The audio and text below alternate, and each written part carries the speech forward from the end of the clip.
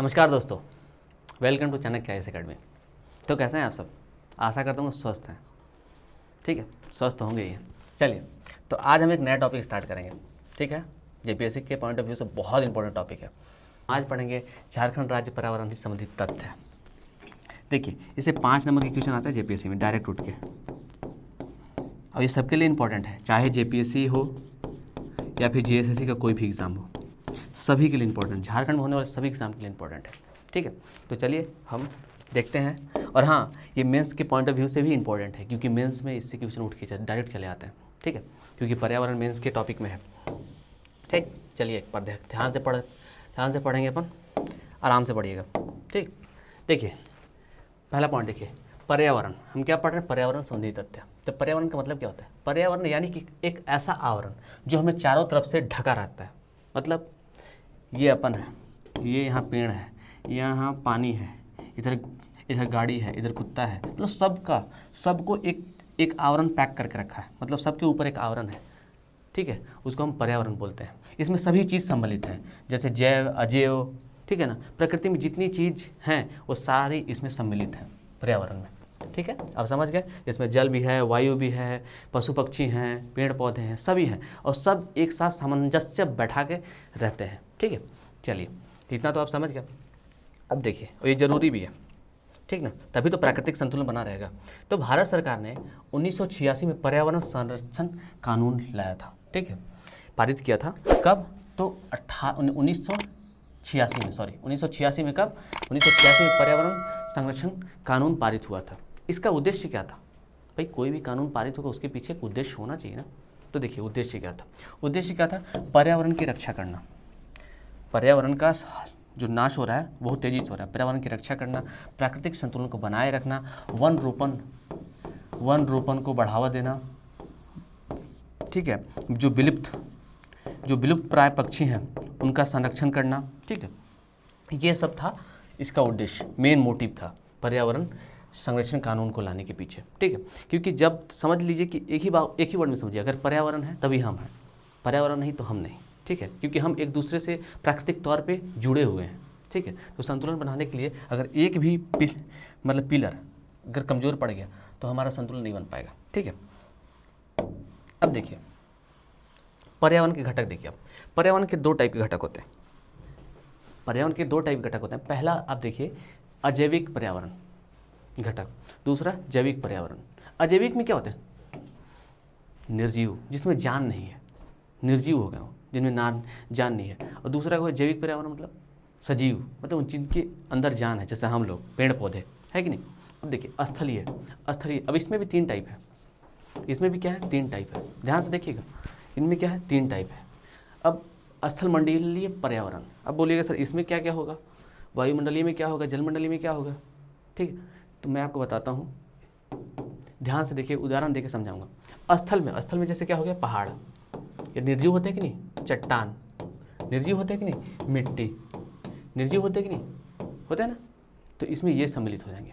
बोल सर वायुमंडलीय पर्यावरण में क्या आ जाएंगे? तो वायुमंडलीय पर्यावरण में हवा आ जाएगा, जलवायु आ जाएगा,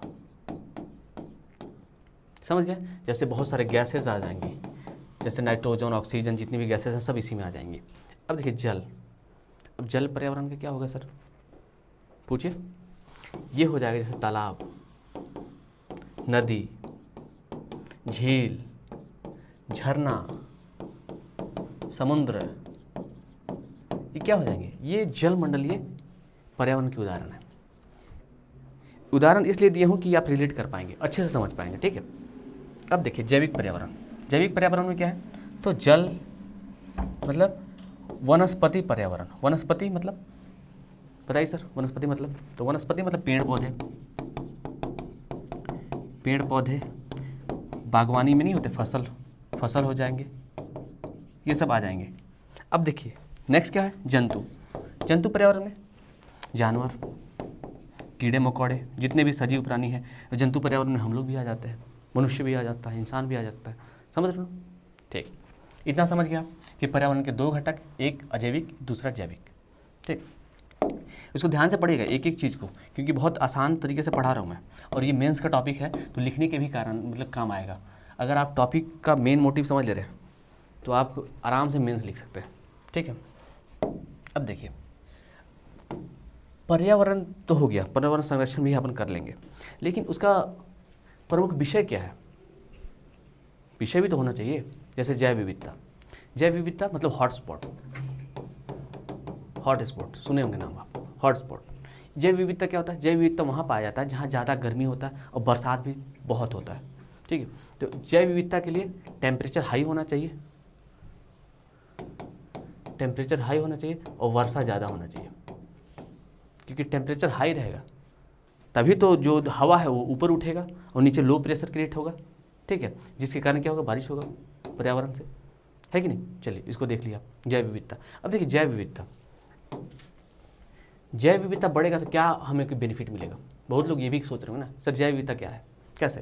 तो एक क्षेत्र में जैसे कि बहुत सारे जीव जंतु रह रहे हैं, बहुत सारी प्रजातियां रह रही है, उसको जैव विविधता कहते हैं। जैसे कि अगर जैव विविधता बढ़ेगा तो वन बढ़ेंगे, वन बढ़ेंगे, वनों के प्रकार बढ़ेंगे, बहुत सारे औषधि वाले भी अगर देखा जाए तो वन का मतलब पौधे प्राप्त होंगे हमें, ठीक है। तो इनसे डायरेक्ट हमें क्या मिलता है? ऑक्सीजन मिलता है कि नहीं मिलता है? इनसे लकड़ी मिलता है कि नहीं मिल रहा? ठीक, अब इनसे हमें औषधि मिलता है ना।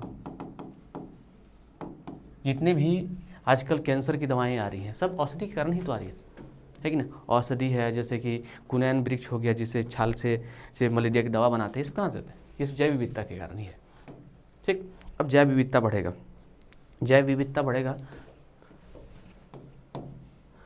तो क्या होगा? हमें मतलब वन का क्षेत्रफल भी बढ़ेगा, वन का क्षेत्रफल बढ़ेगा तो रोजगार भी बढ़ेगा, मतलब वन का क्षेत्रफल बढ़ेगा तो स्वरोजगार, जो रोजगार वनों पे आधारित है वो रोजगार भी तो बढ़ेगा। तो इससे क्या होगा? स्वरोजगार बढ़ेगा, जिससे बेरोजगारी कम होगा, बेरोजगारी कम होगा। देख रहे हैं ना, एक दूसरे से सब अप्रत्यक्ष रूप से जुड़े हुए हैं। बस आपको इतना ही पढ़ना है आराम से, क्योंकि एक एक पॉइंट को देखिएगा। जब आप मेंस लिखिएगा तो यही सब पॉइंट्स आप एक एक पेज लिख सकते हैं, ठीक है। तो देखिए, आप सर बोलेंगे सर जैव विविधता तो देख लिए, जैव विविधता है कहाँ? इंडिया में है कहाँ? तो देखिए, इंडिया में जो पश्चिमी घाट है ना, यहाँ जैव विविधता क्षेत्र पाया जाता है। इसीलिए तो जो केरल का जो क्या है, जो जंगल है वो साइलेंट वैली के रूप में जाना जाता है। यहाँ पे बहुत प्रकार के पेड़ पौधे पाए जाते हैं, बहुत सारी औषधियाँ पाई जाती हैं। तो पहला क्या हो गया? पश्चिमी घाट पे। दूसरा हो गया पूर्वी हिमालय, ठीक है, यहाँ भी जैव विविधता का क्षेत्र है, यहाँ भी बहुत सारी जड़ी बूटियाँ पाई जाती हैं।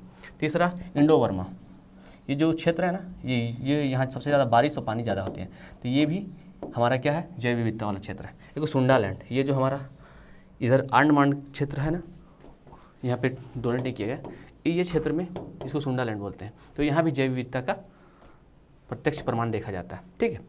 अब देखिए, अब बहुत लोग बोलेंगे सर जैव विविधता का वर्ड, ठीक है, तो जैव विविधता का शब्द किसने दिया था? तो W.G. राजन में, ठीक है, इसे अब याद रखिएगा।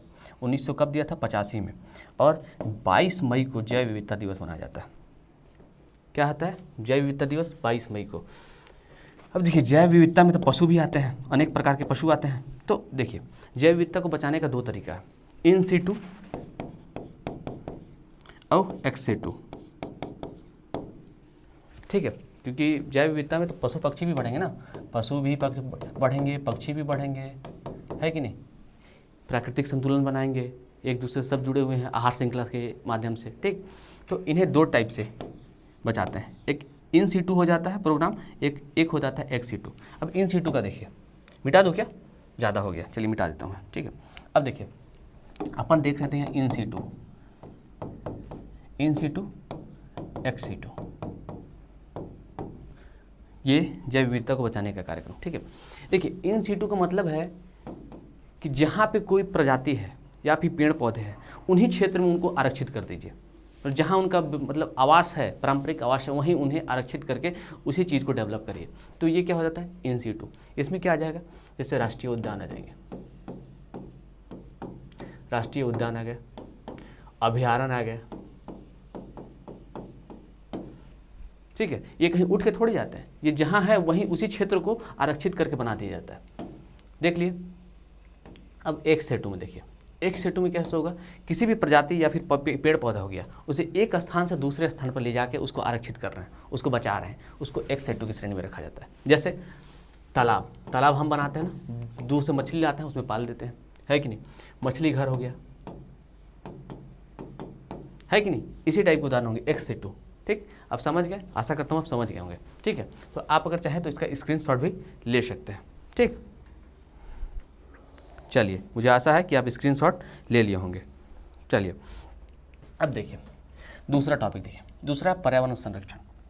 पर्यावरण का संरक्षण का मतलब पर्यावरण को बचाना, पर्यावरण में जो भी पर्यावरण को नुकसान पहुंचाते हैं उन कारकों को न्यूनतम करना।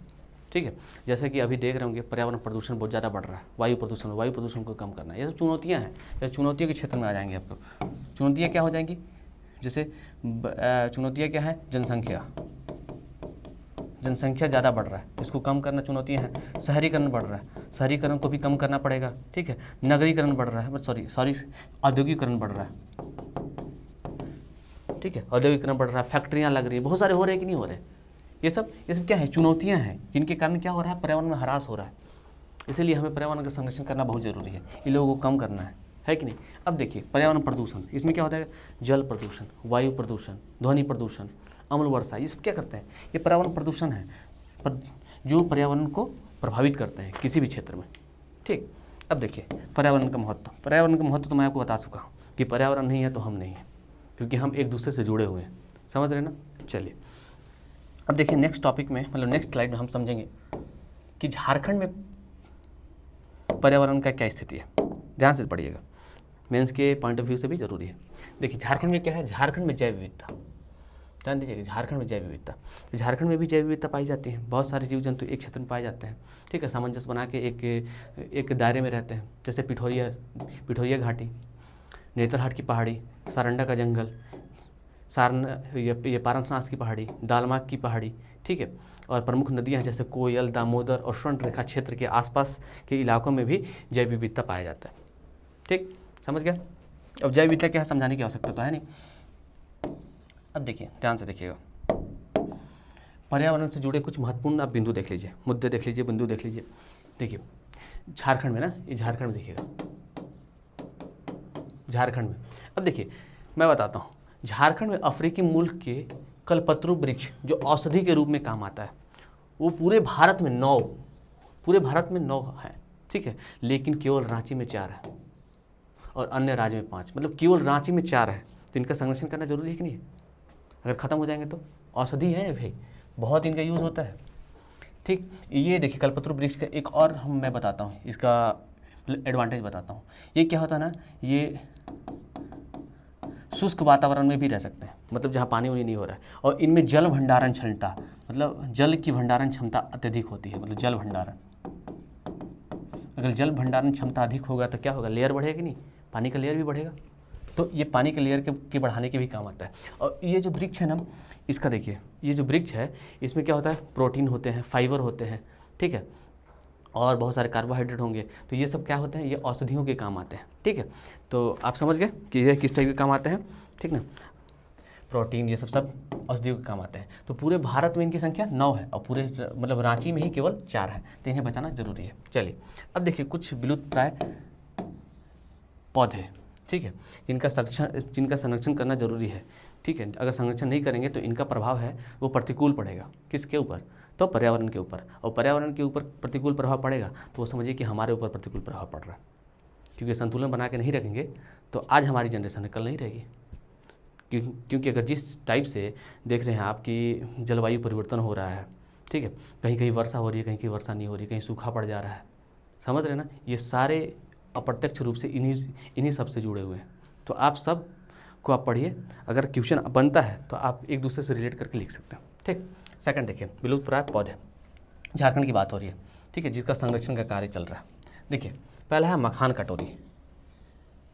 मखान कटोरी क्या है, ये मखान कटोरी है जिसका संरक्षण का कार्य चल रहा है। दूसरा शिवलिंगम फूल। शिवलिंगम फूल मालूम क्या होते हैं, जब आप कहीं बाबा धाम गए हैं कि नहीं, तो किनारे किनारे देखिएगा लाल पीला और सफ़ेद टाइप का कुछ ये फूल रहते हैं, किनारे किनारे लगाए जाते हैं, और उनका जो खुशबू होता है मनमोहक टाइप का है, बहुत अच्छा खूबसूरती है। उन्हें कहाँ मालूम? देवरिया पथ पे लगाया जा रहा है।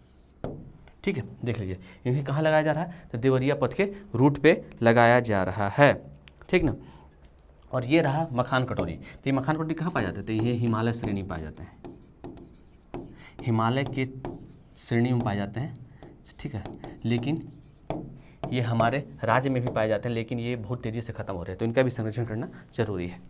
दो चीज़ समझ लिए। चलिए, ये दोनों का संरक्षण कार्य चल रहा है झारखंड में। अब देखिए कुछ और प्रमुख पौधे हैं, जैसे कि रुद्राक्ष, हाथी कुंभी, सोला छाल, ये सब क्या है? ये औषधि पौधे हैं, बहुत सारी बीमारियों में इनका उपयोग किया जाता है, तो इनका भी संरक्षण करना जरूरी है कि नहीं। अब देखिए मेघ के पौधे, मेघ के पौधे देखिए बहुत तेज़ी में से घट रही है। ठीक है, और इनके छाल से अगरबत्ती बनाया जाता है, और इस अगरबत्ती का खुशबू होता है ना, बहुत ज़बरदस्त होता है। ठीक है, तो ये सब देखिएगा। चलिए अब मैं नेक्स्ट टॉपिक मतलब नेक्स्ट स्लाइड में देखता हूँ। ठीक है, इसे देखिए अब, विलुप्तप्राय जीव जंतु पक्षी हैं कहाँ? झारखंड में। ठीक, देखिए विलुप्तप्राय जीव जंतु पक्षियों में अगर देखा जाए तो गिद्ध सबसे ज़्यादा सबसे तेज़ी से घट रहे हैं। क्या हो रहा है? सबसे ज़्यादा तेज़ी से डिक्रीज़ हो रहे हैं। झारखंड में इनकी 3 प्रजातियाँ पाई जाती हैं। वैसे तो इनकी प्रजातियाँ 9 हैं, लेकिन झारखंड में इनकी 3 प्रजातियाँ प्रमुख तौर से पाई जाती हैं, और ये तीनों प्रजातियाँ IUCN की सूची में है। IUCN की सूची मतलब समझते हैं? Red data book. जो पक्षी या फिर जो जंतु एकदम विलुप्त होने के कगार पे है, उनका संरक्षण बहुत जरूरी है। ठीक है, तो ये IUCN की सूची में गिद्ध है। देखिए इनके 3 प्रकार पाए जाते हैं, जिम्स बेल्गिश, जिम्स इंडिकस और इजिप्शियन गिद्ध। ये दो जो गिद्ध है ना, ये हजारीबाग में पाए जाते हैं, मुख्यतः हजारीबाग में पाए जाते हैं, इसको ध्यान रखिएगा। ठीक है, ये 3 प्रकार के हो गए। तीनों कहाँ पाए जाते हैं? हमारे झारखंड में पाए जाते हैं। देखिए थोड़ा फैक्ट देख लीजिए, 1990 के दशक लीजिए, दशक में इनकी संख्या में मतलब हज़ारों की कमी आई है। ठीक है, जिसका कारण है बढ़ता प्रदूषण। ठीक है, जलवायु परिवर्तन। ठीक, जिसके कारण इनमें गिरावट आई है। और अभी तक देखा जाए तो 97% मतलब गिद्धों की संख्या में 97% की कमी आ गई है, जो एकदम चिंता का विषय है। देखा जाए तो ये एकदम विलुप्त होने के कगार पे है। अगर इनका संरक्षण नहीं किया गया ना, तो ये खत्म हो जाएंगे, आज नहीं तो कल, और ये प्रजाति खत्म हो जाएगी। ठीक, और इसका प्रमुख कारण क्या है? डाइक्लोरोफिन दवा। डाइक्लोरोफिन दवा के बारे में आपको बताता हूँ। ठीक है, नेक्स्ट स्लाइड में देखिए, जो डाइक्लोरोफिन दवा है, ये दवा दर्द निवारक है। जैसे कि पशु पक्षियों को कोई भी अगर दर्द होने लगता है, उनको मतलब देखा जाए तो कुछ बीमारियां हो जाती हैं, तो डॉक्टर ये डाइक्लोरोफिन दवा लिखते हैं, क्योंकि क्या होता है ना, ये डाइक्लोरोफिन उनके दर्द को कम कर देता है और घाव जल्दी सूख जाता है। ठीक, अब देखिए ये डाइक्लोरोफिन दवा है, इलाज में, पशुओं के इलाज में इसका उपयोग किया जाता है। अगर वही पशु की मृत्यु हो जाती है, तो इनका जो है ना, इसका इफेक्ट इन पशुओं के अवशेष में रहता है, और उसी मतलब पशुओं के अवशेष को ये क्या करेंगे? गिद्ध खाएंगे। गिद्ध का काम क्या है? वो जैसे कि जो मर गए हैं पशु पक्षी, आदमी, कोई भी मर गया है, तो उनको खा के वो क्या करते हैं? वो दुर्गंध को हटाते हैं। ठीक है, तो क्या करेंगे? अगर यही गिद्ध उनका प्रमुख मतलब वो है ना, भोजन है, अगर वो खाएंगे तो उनमें क्या हो रहा है? ये डाइक्लोरोफिन जो दवा है ना, उसका इफेक्ट पड़ेगा और उनकी मृत्यु बहुत जल्दी हो जाती है। यही एक मेन कारण है। ठीक है, जिसके लिए भारत सरकार ने डाइक्लोरोफिन के जो दवा है उसका इस्तेमाल बैन कर दिया है। क्या कर दिया है? बैन कर दिया है। ठीक है, ध्यान रखिएगा। और वन जीव संरक्षण अधिनियम 1972 के अनुसूची 1 में गिद्ध को संरक्षण प्राप्त है। कहाँ? तो भाई तो अनुसूची 1 में ही इसको संरक्षण प्राप्त है, और ये कुछ प्रावधान भी किए गए हैं। अगर आप गिद्ध को नुकसान पहुंचाते हैं तो आपको 3 से लेकर 7 साल की सज़ा भी दी जा सकती है, और साथ में 25,000 जुर्माना भी दिया जा सकता है। समझ रहे हैं आप? और हाँ, गृह मतलब गिद्ध प्रजनन केंद्र कहाँ है? तो पिंजौर में है, पिंजौर में है। ठीक है, इसको आप याद रखिएगा। सबसे क्या है? कौन सी दवा? तो डाइक्लोरोफिन। ठीक है, इसको आप याद रखिएगा। ठीक, चलिए।